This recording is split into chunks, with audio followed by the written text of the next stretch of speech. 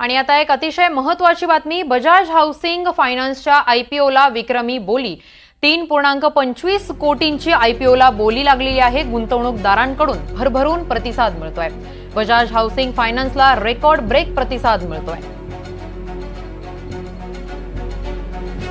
Bajaj housing फायनान्सला गुंतवणूकदारांकडून जोरदार प्रतिसाद मिळताना दिसतोय.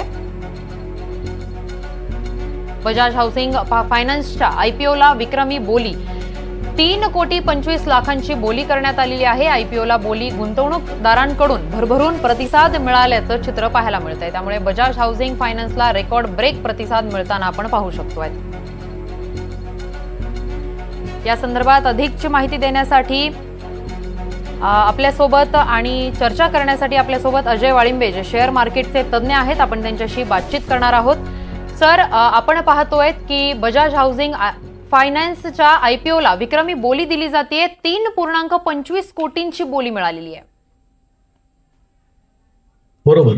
कारण सध्या मला असं वाटतं की जी आयपीओची फ्रेन्झी म्हणूया आपण याला, असं होत आहे की गुंतवणूकदार म्हणजे मुळात काय, तर गुंतवणूकदार जो लगेच इमिडिएट गेन घेणारे गुंतवणूकदार आणि लॉंग टर्म गुंतवणूकदार. पण सध्या म्हणजे गेले जवळपास 2 वर्ष तुम्ही जर ट्रेंड पाहिलात तर शेअर बाजारातले हे आयपीओच्या फ्रेन्झीचं मुख्य कारण असं आहे की गुंतवणूकदारांना ताबडतोब गेन्स मिळतात त्याच्यात. आणि जर हा आयपीओ चांगला असेल, म्हणजे हा बजाज फायनान्सचा जो आयपीओ आहे, बजाज फायनान्सचा बजाज हाऊसिंग फायनान्स ही त्यांची कंपनी आहे, त्यामुळे जेव्हा प्रमोटर्स चांगले असतात तेव्हा प्रतिसाद मिळणं हे अपेक्षित होतंच. आणि जर तुम्ही एसएमईची जर ज्याप्रमाणे भरणा होतोय ते पाहिल्यावर हे अपेक्षितच होतं. त्यामुळे केवळ 6,560 कोटीचा जरी आयपीओ असला तरी त्याला 3.25 कोटींचं जी बोली मिळाली आहे ती अपेक्षितच होती. आणि मला असं वाटतं की गेल्या वर्षीच्या तुलनेत सुद्धा, म्हणजे यावेळी जवळपास आता ऑगस्ट महिन्यात जवळपास 17,000 कोटीचं आयपीओद्वारे जे भरणा झालेला आहे, याचं मुख्य कारण तोच आहे की गुंतवणूकदारांचा वाढता प्रतिसाद. आणि ह्याचं गुंतवणूकदारांच्या वाढत्या प्रतिसादाचं महत्वाचं कारण असं आहे की त्यांना जास्तीत जास्त मिळणारा इमिडिएट गेन. त्यामुळे गुंतवणूकदार अप्लाय करतात, अप्लाय झाल्या आणि शेअर्स अलॉट जर त्यांना झाले, ते जर लकी असतील आणि त्यांना शेअर्स अलॉट झाले तर ते ताबडतोब गेन मिळवण्याचा जो प्रकार वाढायला लागलेला आहे त्याचा हा परिणाम आहे. नक्कीच आपण जर पाहिलं तर एकूणच आयपीओला प्रचंड प्रतिसाद मिळताना दिसतोय. त्याचं नेमकं कारण काय आहे आणि यासोबतच बाजार नेमका कुठपर्यंत जाणार आहे? नाही, मला असं वाटतं की शेअर बाजाराचं आता जोपर्यंत हा इंडेक्स वरचढ आहे आणि म्हणजे ह्याच्यात ना मी 2 प्रकार करीन. एक मेनलाईन आयपीओ आणि दुसरा म्हणजे एसएमई आयपीओ. तर तुम्ही जर गेल्या वर्षभरात, आणि ज्याच्याबद्दल सेबीने चिंता पण व्यक्त केली होती, ते अबाउट एसएमई आयपीओ आहे. तर एसएमई आयपीओ मध्ये जर तुम्ही भरण्याचा प्रतिसाद पाहिलात, म्हणजे जर आयपीओला मिळणारा जो प्रतिसाद आहे तो कित्येक पटीने जास्त आहे. आता याचं अगदीच लेटेस्ट एक्झाम्पल द्यायचं तर काही काही दिवसांपूर्वी मागच्या आठवड्यात एक पॅकेजिंगचा इश्यू येऊन गेला होता आणि त्या कंपनीची बॅलन्स शीट केवळ 7 कोटीची होती आणि त्यांना 8 कोटी, म्हणजे खरं हेच चुकीचं आहे की बॅलन्स शीट साईज 7 कोटीची आणि 8.4 करोडचा त्यांनी आयपीओ काढला होता. आणि त्यांनी केवळ 4 दिवसात त्याकरता 1,085 कोटी, कारण गुंतवणूकदारांचा प्रतिसाद 165 टाइम्स, 165 टाइम्स ओव्हर सबस्क्राईब तो झाला. तर याचं मुख्य कारण काय आहे? तर मुख्य कारण हेच आहे की इमिडिएट गेन. आणि एसएमई मध्ये तर ते लॉटरी टाईपच झालेलं आहे की गुंतवणूकदारांचा प्रतिसाद एवढा प्रचंड आहे आणि तो 200 टाइम 300 टाइम ओव्हर सबस्क्राईब झाल्यानंतर तुम्हाला जेव्हा शेअर्स अलॉट होतात ते ते ग्रे मार्केट प्रीमियम म्हणतात, त्याला जीएमपी हा शब्द आहे. तर ग्रे मार्केट प्रीमियम बघून गुंतवणूकदार अप्लाय करतात आणि शेअर लागल्या लॉटरीप्रमाणे ते विकून टाकतात. खरं म्हणजे आज जो बजाज हाऊसिंग फायनान्सचा किंवा तुम्ही जर टाटा टेक्नॉलॉजी पाहिलं असेल, एलआयसी पाहिलं असेल, तर ह्याला मिळणारा प्रतिसाद त्याचा गुंतवणूकदार वेगळा आहे आणि एसएमईचा आयपीओ जे असतात त्यांना मिळणारा गुंतवणूकदारांचा प्रतिसाद तो वेगळा आहे. आणि पण अर्थात दोघांची कारणं जरी बहुतांशी सेमच असली तरी सुद्धा एसएमई आयपीओ मध्ये आपल्याला सट्टा हा एक प्रकार जास्त दिसून येतो. त्याच्याबद्दलच सेबीने काही कठोर पावलं उचलली आणि त्याच्याकरता त्यांनी इमिडिएट गेनवर 90% रिस्ट्रिक्शन ठेवलं आणि मेन लाईन मध्ये ते नाहीये. तर मला असं वाटतं की गुंतवणूकदारांनी जे लॉंग टर्म गुंतवणूक आहे, ज्यात ज्यात जसं बजाज हाऊसिंग फायनान्स आहे किंवा LIC, मी टाटा टेक्नॉलॉजी मी तुम्हाला एक्झाम्पल दिली, त्याच्यामध्ये दीर्घकालीन गुंतवणूक करून गुंतवणूक ठेवणं हे महत्वाचं आहे. तर SME IPO मध्ये मात्र हे लोक म्हणजे गुंतवणूकदार आहे ना, गुंतवणूकदार म्हणायचं की काय म्हणायचं मला शब्द बरोबर माहिती नाही, हम्म. कारण हे इमिडिएट गेन करणार आहेत, शेअर्स लागल्या लागल्या गेन करणार. त्यामुळे हे जे दोन गुंतवणूकदारांचे प्रकार आहेत, याच्यामध्ये मी पहिला जो प्रकार जो सांगितला ते खरे गुंतवणूकदार, जे गुंतवणूक ठेवून देतात. त्यामुळे तुम्ही अभ्यास व्यवस्थित करून IPO ला अप्लाय करणं अपेक्षित आहे. आणि जसं तुम्ही म्हणालात हे किती दिवस चालू राहील आणि मार्केटबद्दल काय, तर जोपर्यंत मार्केट तेजीत आहे, जोपर्यंत हा इमिडिएट IPOचा गेन मिळतोय, तोपर्यंत हा प्रतिसाद चालूच राहतो. अगदीच. त्यानंतर मला असा एक प्रश्न विचारायचा आहे की काही IPO असे पण आहेत की त्यांना अपेक्षित होते 12 कोटी आणि मिळाले 4800 कोटी.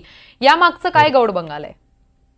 हेच आता मी जसं सांगितलं की SME IPO ला हा प्रकार जास्त आहे. बरं. आणि मेनलाईन IPO मध्ये जेव्हा कंपनी चांगली असेल तर डेफिनेटली त्याला तो प्रतिसाद मिळणं अपेक्षित आहे. पण जेव्हा त्या कंपनीची बॅलन्स शीट साईजच 7 कोटीची आहे आणि ते IPO 8.40 कोटीचा काढतात, तेव्हा मला असं वाटतं की सेबी किंवा फिनान्स मिनिस्ट्रीने याच्यामध्ये लक्ष घालण्याची प्रचंड मोठ्या प्रमाणात जरुरी आहे. कारण SME IPOची जी लॉट साईज आहे ती मोठी आहे. म्हणजे तुम्हाला मिनिमम इन्व्हेस्टमेंट तिथे 1.25 लाखाची किंवा 1,20,000ची मिनिमम इन्व्हेस्टमेंट करायला लागते. पण मेनलाईन IPO मध्ये मिनिमम इन्व्हेस्टमेंट फक्त 14 ते 15,000ची करायला लागते. आता ओव्हर सबस्क्रिप्शनची जी अमाऊंट तुम्ही आता अमाऊंट मध्ये भरलात जेव्हा बोलता, हम्म. त्याचं कारण असं की ही IPO फ्रेन्सी, म्हणजे मला इमिडिएट गेन जे मिळतात त्याकरता गुंतवणूकदारांचा जास्तीत जास्त ओढा SME IPO कडे. आणि त्यामुळे केवळ 8 कोटीच्या साठी 1,048 कोटी जेव्हा मिळाले, 1,085 कोटी, किंवा आता अर्थात बजाजचं हे अपेक्षित होतं, कारण त्याची एक तर IPO साईज पण मोठी होती आणि ओव्हरऑल प्रवर्तक आणि आतापर्यंत त्यांचं बिझनेस पॅटर्न किंवा आता त्यांचे जे लिस्टेड कंपन्या आहेत त्यांचे शेअरचे भाव बघता हे अपेक्षित होतं. त्यामुळे हे जोपर्यंत तेजी आहे तोपर्यंत हा कल चालू राहील. गुंतवणूकदारांसाठी तुम्ही काय सल्ला द्याल? म्हणजे यामध्ये रिस्क फॅक्टरही तेवढाच असतो असं एक गुंतवणूकदारांमधून जी चर्चा होते ती आपल्याला ऐकायला मिळते. रिस्क फॅक्टरचा किती इफेक्ट असतो या गोष्टींवरती? निश्चित.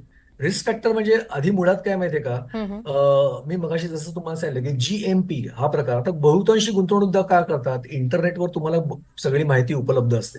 तुम्ही काही ज्या वेबसाईट आहेत त्याच्यामध्ये जाऊन तुम्ही SME IPO किंवा मेनलाईन IPO आणि GMP असं टाईप केलं तर तुम्हाला ग्रे मार्केट प्रीमियम दिसतो. हम्म. आणि बहुतांशी गुंतवणूकदार काय करतायत, ज्यांना शेअर बाजाराचं ज्ञान देखील नाही, ते केवळ त्याचा मार्केट प्रीमियम किती चालू आहे याप्रमाणे या IPO ला प्रतिसाद देतात. हम्म.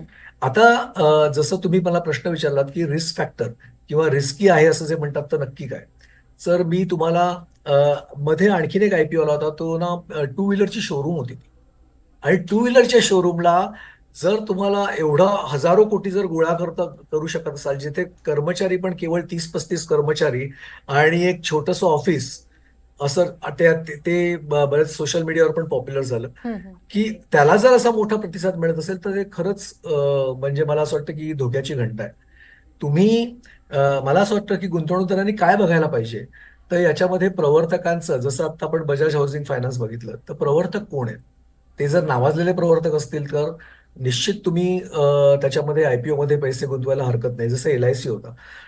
दुसरी महत्वाची गोष्ट म्हणजे हा प्रीमियम जस्टिफायबल आहे का, म्हणजे जेव्हा एखादा इश्यू विथ प्रीमियम येतो, अधिमूल्य त्याच्यावर आकारलं जातं, तर ते अधिमूल्य बरोबर वाटतंय का.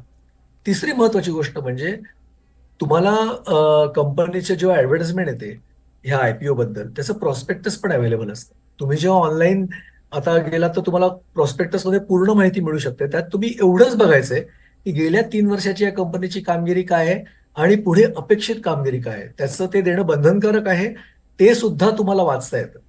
तर त्याचं प्रोडक्ट लाईन काय आहे, त्याचे प्रमोटर्स कोण आहेत, त्याचा प्रीमियम किती आहे, आणि आता ओव्हरऑल मार्केटमध्ये अशा प्रकारच्या कंपन्यांचा शेअरचा साधारण भाव किती असतो, एवढे 4 फॅक्टर जर तुम्ही लक्षात ठेवलेत आणि मग IPO ला अप्लाय केलं तर तुम्ही निश्चित फायद्यात राहाल.